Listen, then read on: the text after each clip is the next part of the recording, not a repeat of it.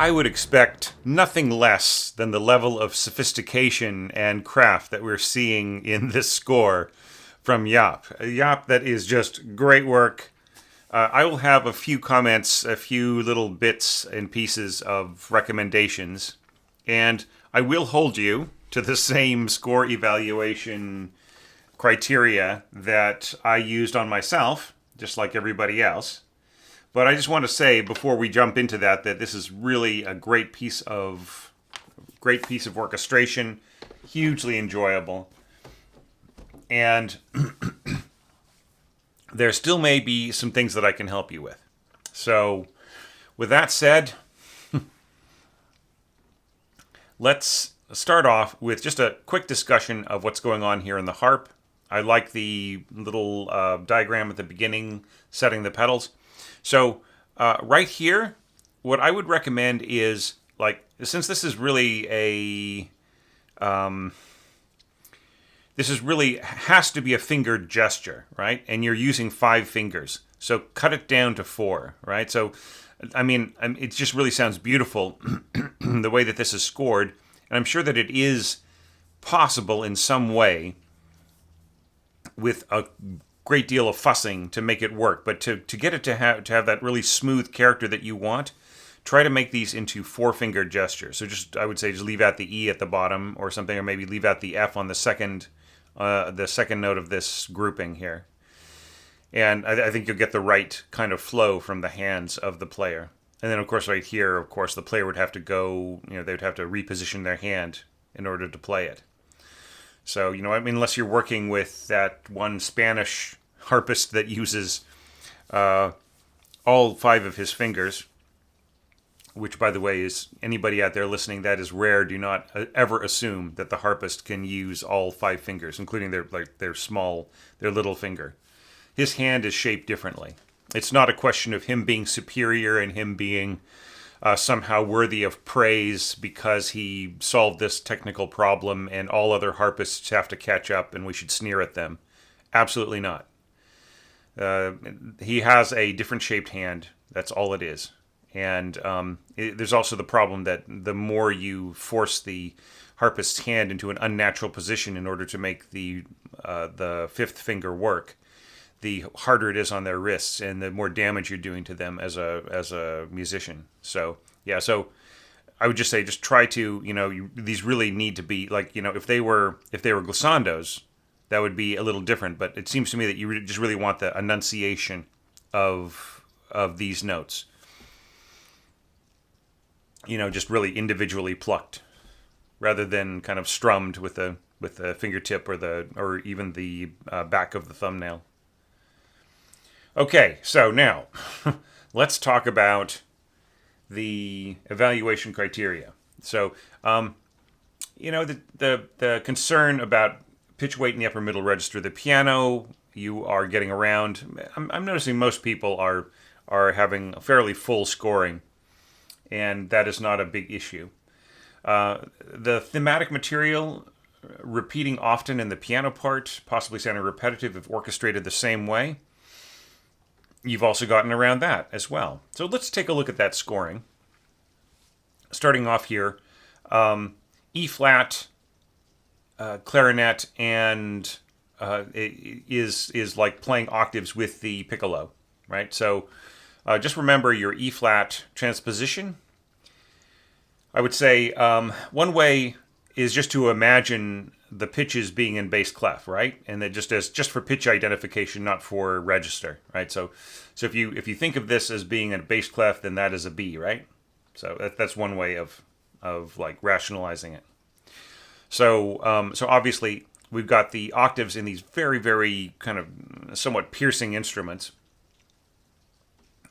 and then the oboe and flutes. The oboes and flutes are playing harmony around them, and that's very, very cool. And then we've got, of course, the support of pizzicato from the strings, and the piccolo and clarinet, E flat clarinet, really underlining the end of the little gesture in octaves, bum bum bum bum, along with the xylophone. So I think you just have to ask whether or not xylophone is too much, right? I would say proportionally you can do whatever you like, of course, but there's also a lot of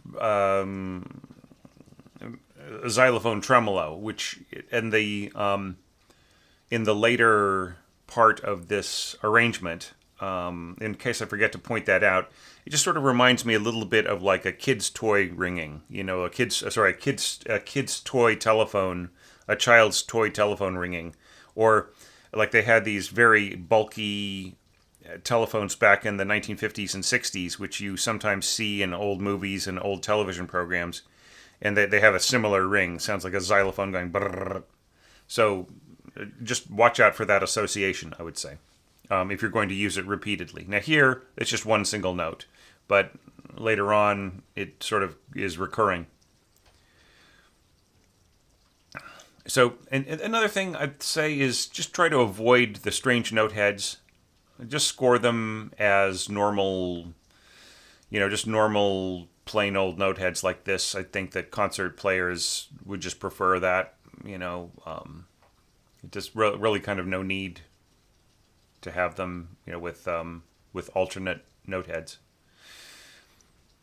All right, so so each one of these little treatments of the little 2-bar fragment is, or 2-bar motive is done differently, and that's so cool. Starting off with this and then going to here, and you basically have the same two instruments this time, unison, right? Piccolo and E flat clarinet unison. There may be a little bit missing from below, right? Like if you're putting more energy into the middle range here, the piccolo becomes the E flat clarinet becomes the high note, right? And then the pizzicato doesn't change for the strings. So this might be a situation where you might want to drop the pizzicato. You might want to track the E flat clarinet from below by another wind instrument, just to get some more consistency. And then because right in here you pick up the octave game again. So why couldn't your maybe your first oboe be playing be playing the B below, right? It would just make I think it would make the clarinets more secure there. And also the viola part would be less naked, right? Less unaccompanied. And we've got the octaves, and I really love these flutes in the middle here. That works beautifully. And yeah, that's all going to sound fine. I really love the combination. Like I feel it's like even more effective to have the oboes below the piccolo than it is to have the piccolo and the E flat clarinet playing unison. There's just something about oboes supporting piccolo from below, and especially if they have that really hard quality of being A2. So I think that will just sparkle right in there. And of course, we're kind of getting into the next evaluation criteria of melodic development soaring quite high. You've solved that problem right in there. And we'll talk about how it manifests itself going on. And your interpretation of the accompaniment figures, dividing them up between the bassoons and the pizzicato middle strings, that's all really, really nicely done, I feel. And these little, this little touch right in here from the horns. There's a bit of dynamic mixing in here, forte, forte piano, mezzo forte, fortissimo. I would say see if there's a way of just bringing it in line and having more, more of a homogeneous dynamic marking, and then and just letting the orchestra do the work, or the orchestration do the work of balancing the parts. Or maybe things don't need to be so so varied, right? I think it is a good idea to keep the trumpet back and the horns back, right? But maybe they could both be back by the same degree. All right, so we're continuing on. So here we get into a place where I feel it is a little weak because the the the melody note is just not very strong, right? See, here you've got like a key signature on your horns, so F sharp there. So that would be sounding B. So the B, B, B, it just seems to be absorbed, even though you've got fortissimo quiver right here. In your mock-up, it just didn't really come through very clearly. And I think that's because of the proximity of of these long open horns and the fortissimo clarinets. It just is making the melody note right here a little unclear. And I feel that like the bum bum bum bum being doubled in xylophone and stopped horn is, it's a great idea, but it's not enough. I think you need a little bit more support. Whether it's just pizzicato from your strings or some other thing, it just needs a little bit more weight.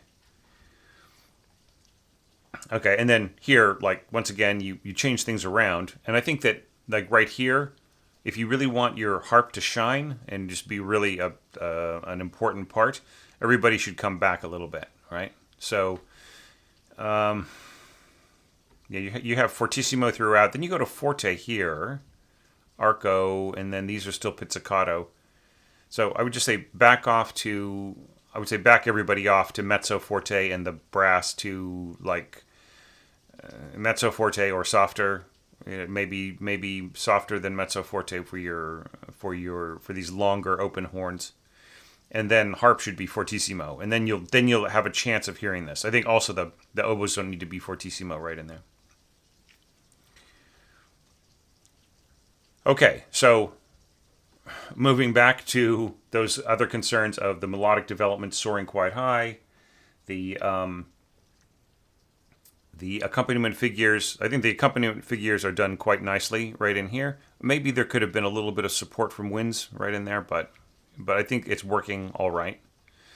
And the trumpet comes into its own with the A2 oboes. I think like right here, they're going to do very little except for to slightly sweeten the sound of the trumpet. Right, the trumpet is just going to play right over them at fortissimo. Now, if you were going mezzo forte crescendo to forte, and this was fortissimo diminuendo, I think that there would be a better balance, but it's just a finer point.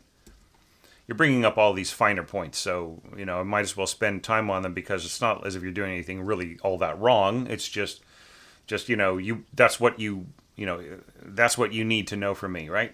Rather than the more kind of brutal building blocks.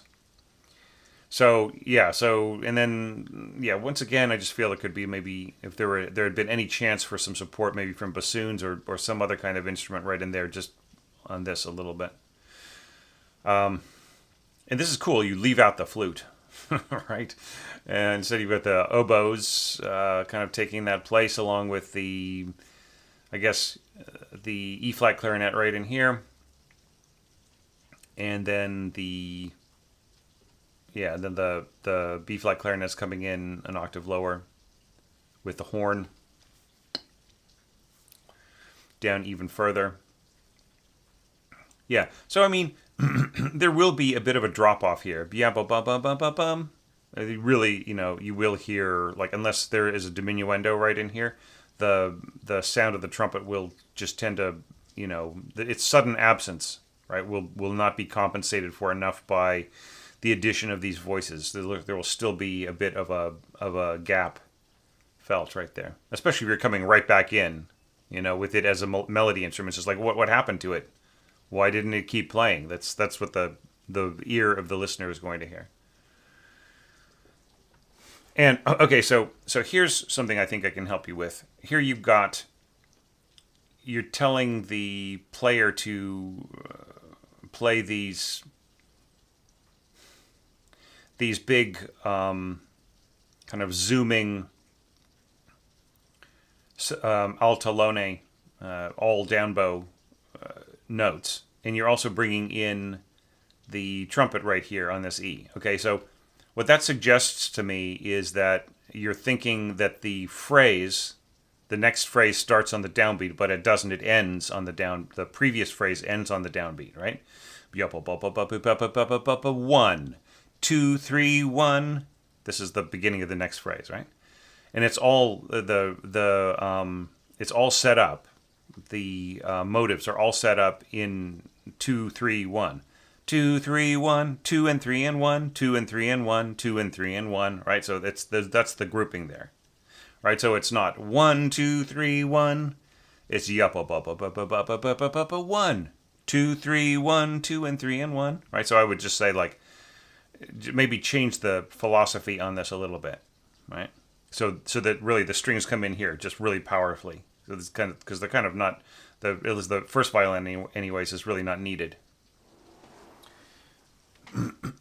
So you're setting something up here where the trumpet is playing very powerfully, an octave lower than the violin, and what will tend to happen is that the overtones from the trumpet, so powerful, are going to interfere a little bit with our ability to hear the first violin. It's the same phenomenon as when the first violin is playing an octave below the flute and it absorbs the flute sound, right? Only just much more direct. So I would say this is a situation where you really need that top line. If you're going to do this, there needs to be some kind of doubling to keep the violins from just being blasted off or sounding it. There can also be a situation where you can still hear them, but they sound cheap, right? It just sort of sounds like, oh yeah, those cheesy violins up there, right? And that will be what the unsophisticated listener feels. But what they're really hearing is the fact that the harmony, the overtones from the trumpet have basically robbed the fundamental of the violin from having very much weight and gravity, right? So you just sort of hear the kind of tinier part of it. But I really love the way that this is all harmonized and everything else. That's really nice. Okay, and then right here we get into the whole driving staccato, transitioning smoothly into the next passage. Yep, up, up, up, up, up, up, up, up, up, up, up, up. And I think this works really nicely. First flute on top there, oboes intersecting with the clarinets. It's just such a lovely idea. And then intersecting with the bassoons. It's so great because you keep the sound picture, nice, and you keep some variety in that sound picture. And then like the pizzicato here, you just have to make sure that this pizzicato doesn't like become too distracting with all of the other stuff that's going on. And I really don't think that the harp has any chance right in here, right? See, here you got the weight of the music is still at forte in your lower winds, and the end of this melody, and this accompaniment right in here. So the harp just does not have any chance right in there. Like even if you marked it fortissimo, I don't think it would really come through. And especially against pizzicato, the pizzicato will just absorb the sound of these beautiful harmonics right in here. Okay, so continuing on to section B. So contrast of color, breadth of texture. I don't think there's any problem there. Your middle register scoring is fascinating. Maintaining differentiated roles in closely spaced melodies and overlapping accompaniment figures, highlighting the inner voices. You do that beautifully. All right, we'll explore that as I talk through this. There's the little issue of like there's little high E's kind of doing their little blips, and I think it's cool that you just don't overdo it. Right, you just like. You make that more a part of the music, probably more a part of the music than I did when I was scoring it. It's just something that happens as part of the general sound picture rather than just kind of standing out as this really obvious, I mean, you still do have those notes in there, but they're not, but they feel like they're more part of the music. Like this is lovely. So you've got this pianissimo. Crescendos of sforzando piano on this note, and right when it hits, you have that blip right in here, especially from the xylophone. It just almost feels like there's a sudden slight screeching sound to the violin tremolo, but it's not. It's just the completion of it, and that was really, really well done. And it's all very audible, like the way that you scored. You could still have this very strong, lusty kind of scoring in the low middle register of the orchestra, and still hear this pianissimo tremolo on top. It was very, very nicely done. So yeah, some very simple scoring here. Bum bum bum bum bum bum bum bum from the horns, and then the answering from the bass. From the B flat clarinets. And that's kind of nice. Like, where, how do you differentiate the accompaniment from the counter melody, right? I felt that it just was a natural part. Since it's a natural part of the piano playing, you made it a very natural part of the scoring right in here. And this is all perfectly fine. The way that the pizzicato is scored, the trading off in here, and so on. That all works great. Okay, and then we got the answer, the flute. Bum bum bum bum bum bum bum. Flute, 2 octaves higher than the bassoon, is a beautiful classical sound right here, and the way that this is snuck in, this high E is snuck in right into this, also works great, because it feels like very much the way that it does in the piano score. That it is a function of harmony rather than this sort of blip note that just kind of comes and goes. So here I would just say one solo is fine. I mean, I realize that you have 2 solo parts. So I would say don't say soli, so just say solo. Just say one solo in both parts, right? Because that's what they're going to read. And yeah, I would say save the soli for like when you have atu in the winds or brass, or maybe if you have a featured line in the strings that you want to be bigger. So yeah, and once again, the accompaniment is very well done and just nicely delineated. So now it gets a little bit more complex. The triplets, keeping the triplets from overwhelming the melodic line, right? So bum ba da dum. And you're keeping your triplets here in your winds at first, right? It's interesting, this sort of trade-off, and like the way that you build all the way up to the piccolo, right? And then just melt back down again.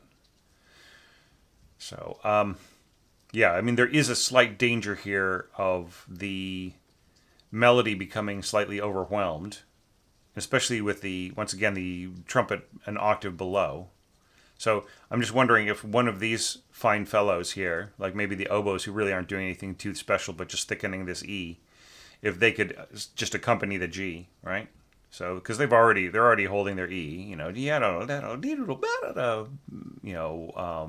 so this E could just keep going, bum bum bum, would be a nice way, and of course the atu oboes being complementary to the trumpet, they would kind of help to stabilize the trumpet's competition with the strings resonance. Okay, and I like this here, this little trade-off right in here. I don't know how necessary it is.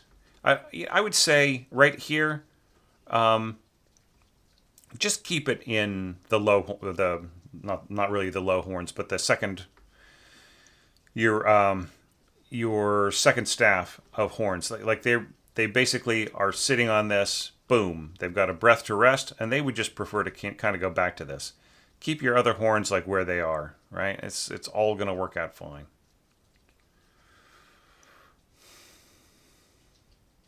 Yeah, so what I'm saying is just leave this down here, because the players are already doing it. They'd like to stay.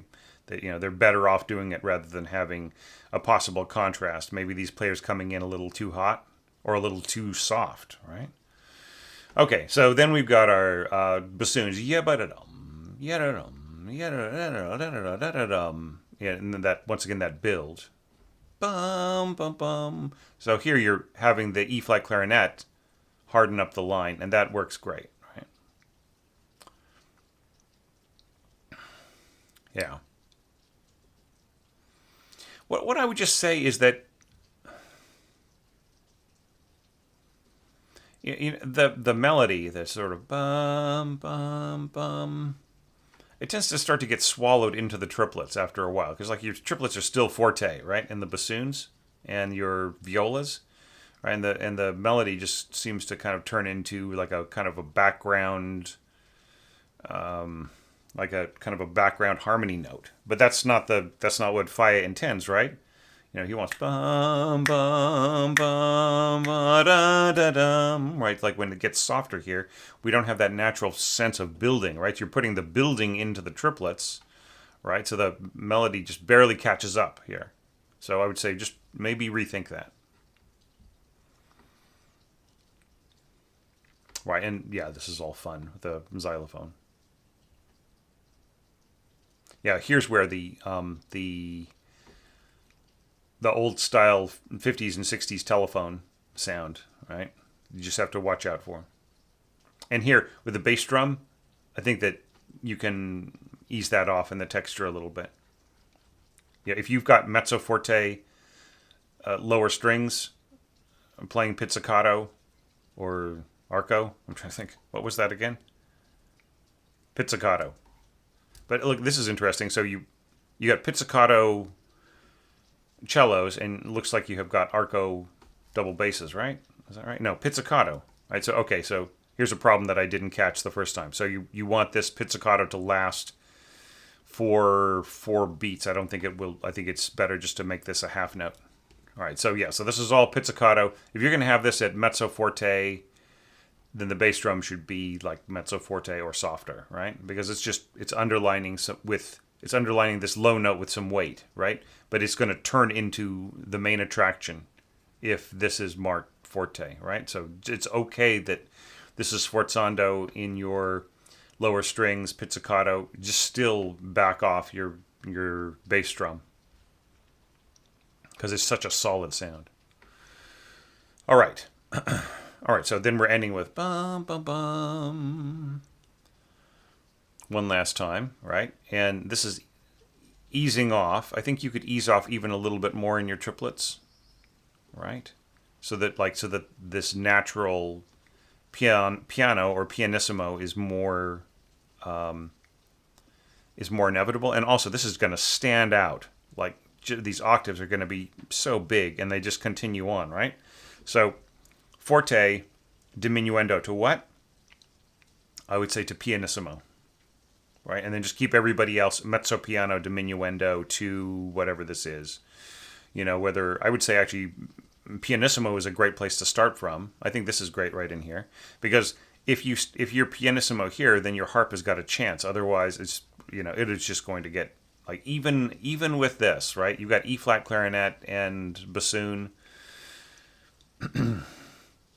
You would think that those would not get in the way of the harp, but they will, right? And with the strings and everything else, just cut it all back to pianissimo, and then let your harp sing out at mezzo forte, and with a crescendo built into it. And yeah, I know that my rehearsal mark is not on the beginning of the phrase, but there is a reason for it being there. Okay, so just in the future, please put everybody in general out there watching this who's involved with these evaluations, just leave the rehearsal marks where they are. All right. And I like the way you stretched this out over 3 bars. You just really gave yourself all this huge time, and it just sounds to me like it's just a sign of a very keen ear, very listening, very much to the piano interpretation, and just the way that the piano players are practically stretching it out over 3 bars. So why shouldn't those 3 bars be written out, right? So yeah. So once again, keeping everything in the background, just like if the way that this is scored, just keep it all pianissimo. And right here, like, I'm not sure what you're asking for in terms of your harmonics, but it's not possible to play harmonics with the right hand to play harmonic intervals. The right hand can only play, just because of the position of the wrist, can only play one note at a time, ideally. And then the left hand can really only play, the left hand can play two notes or more, right? Chords. But the range of harmonics is also too high here. So I would say like drop everything an octave, right? And then put as much of the pitches into the left hand as possible, and then the sound will be up here, right? So I'm sure that you intend that this is where the sound would be, right? So just bring everything down an octave and see if you can work out a better fingering for the harmonics, and also have the amount of circles should be the amount of notes that are harmonics in the chord, right? So if you have two notes that are both intended to be played harmonic, then they should have two circles over them. In this case, I would say if you can divide it up, if there's any way of the left hand playing all three notes, they can't be too far apart because of the position of the palm. If there's some way of reordering this or something like that, then try that, right? Like it's, I guess, a G sharp octave. And so another thing is like the whole idea of the octave inside the, like octave harmonics tend to cancel each other out, right? So I would say drop everything an octave, get rid of this low G sharp sound, right? But I mean the notation of it down an octave. Always assume that the harpist is going to want the harmonic notations to be written an octave lower than the intended pitch, right? So get rid of the lower G sharp and just maintain this B. So the B and the G sharp should be played by the left hand. And then this top note up here, the B flat, should be played by the right hand. So but everything notated down an octave. Okay, and then right in here you've got this beautiful harp solo, and I would say everybody else should fade out, right? It's like you've got pianissimo here, just really put in some hairpins, bring everything down to just really soft, just dying out to nothing, and just make this just a big, huge gusher, right? Like the dynamics are really not showing me the flexing here, and I think it's just, just forte, boom, just to have a score like an accent or a tenuto mark, and then big old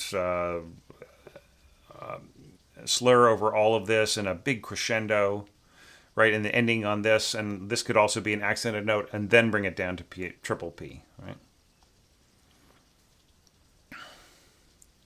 Now here, bisbigliando. So I would say this, you're sort of taking me out of my realm about how playable this is. So I would say consult with a harpist, right? To a certain extent, bisbigliando is something that can be considered unmeasured, right? So maybe it's more of a situation where you could just write out the style and then have like then condense things down to just shapes that alternate, like just the different pitches, the different pitch shapes alternating, and that the player will just have this sort of little glistening, busy kind of thing. But the question is, who can hear this bisbigliando when the flutes are at piano? The flutes would have to be pianissimo, right? And so I would just say make everything pianissimo, including the bisbigliando. It's okay, you can make it pianissimo. It doesn't have to. You can push it possibly even up to piano, but it's still not going to be all that satisfying. You want that whispering sound, and this if this works, if that technically works with the way that you have got it broken up, like I'm trying to think like what I know about harp technique. My fingers are waving in midair here. Yeah, I'm still not sure, right? And then of course, like the horn can be beautiful when played soft, but it doesn't have the ability to play behind the music in the same way as, say, like bass clarinet or clarinet or even bassoon for that matter, right? So like right in here, this really will tend to stick out, and you can hear that in the mock-up. The mock-up is being honest for a change, right? So that just leaves us with the trumpet, just a very, very powerful melodic sound. Like how much does that overwhelm everything else. So even just playing on its own. Is this a situation where the E flat clarinet could have been playing in its kind of more in its lower clarino throat tones? Like what could you have done here that would be a melodic statement? Like you could have scored your trumpet as piano, very expressive, thrown in nuances, right? I'm not seeing a lot of nuances here. And had everybody else playing pianissimo and still gotten a beautiful balance, right? It's just a question of whether, just once again, that's the potential strength of the horn is what makes me feel a little dubious. And there's also the question of pacing, right? There's in the original piano part, there's a doodle doodle doodle doodle. There's those, just that back and forth bum bum bum.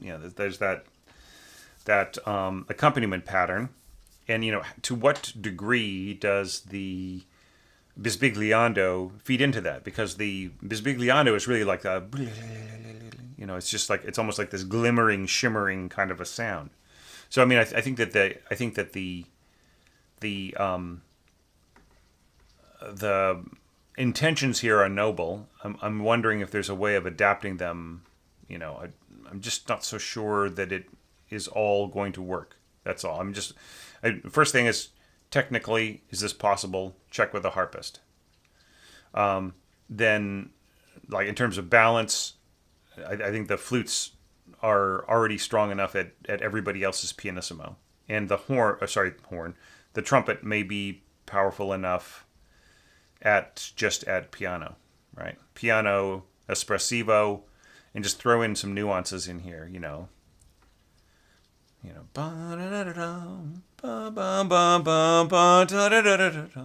right? The player needs all that information, or else they're just going to do whatever they like, right? Ba ba ba ba bum. Da da da da da da da da da. Just giving the player some hints, like as where you want them to go with their with the flexing of their dynamic. Okay, and this is all really nicely done right in here. There's absolutely no problems right in here. And then this big sweep up here is also great. Very, very nice.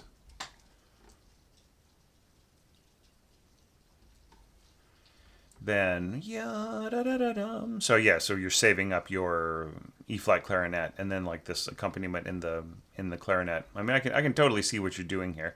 I'm just, maybe it's the horn that needs to be pianissimo, and then everybody else piano in the previous section. This is all cool right in here. Yeah. This is nice. A better blend, see? And then right here, this should be marked like mezzo forte or forte, like with the harp. Just you really want it to gush. And then this will all come through beautifully, right?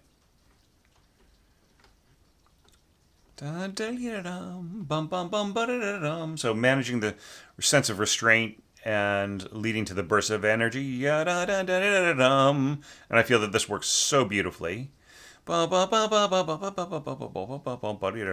the harp is just, unless you're going to throw in a glissando, nobody's going to hear this, right? And you've already got pizzicato doing pretty much the same exact thing, so the harp is superfluous, right? Just leave it out. Maybe you could throw in a glissando here, but, glissandos can be a little cliche, right? So, yeah. So, once again, like, just no problems with this, nicely scored. And this is very cool. The only thing that I would comment right in here, so notice everybody, what Jaap has done here is he has scored the sort of the pull leading forwards as an extra eighth note, right? So 7/8 instead of 3/4, right? And that gives that sort of sense of pickup again. All right,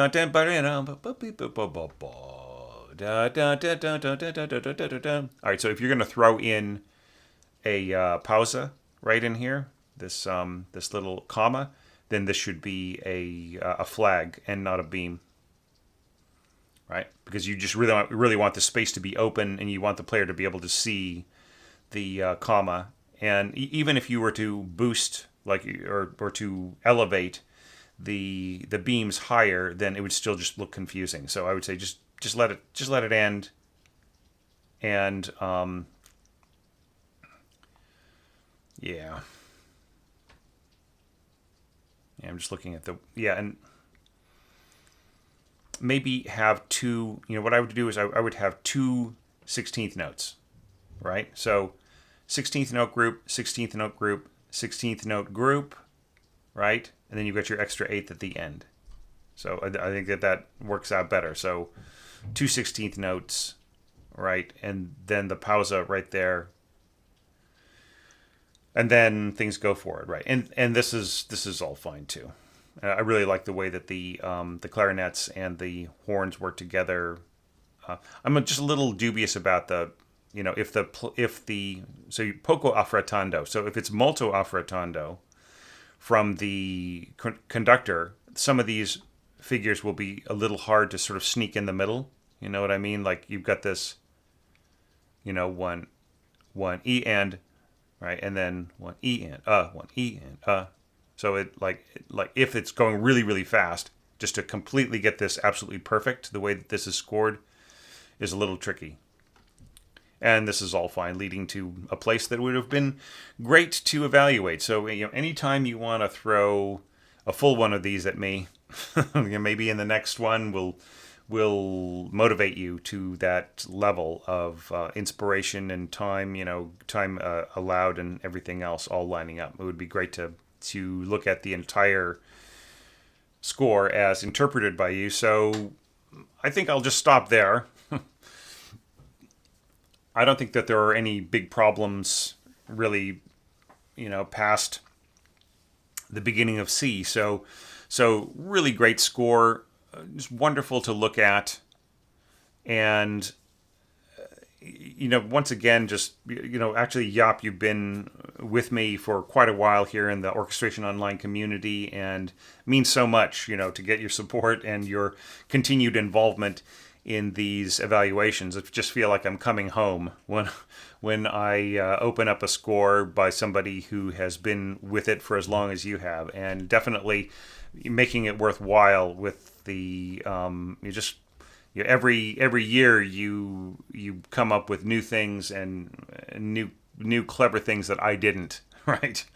And it's just so inspiring to me to see that, and very informative, and really, just moves me forward as an orchestrator too. So thank you for that.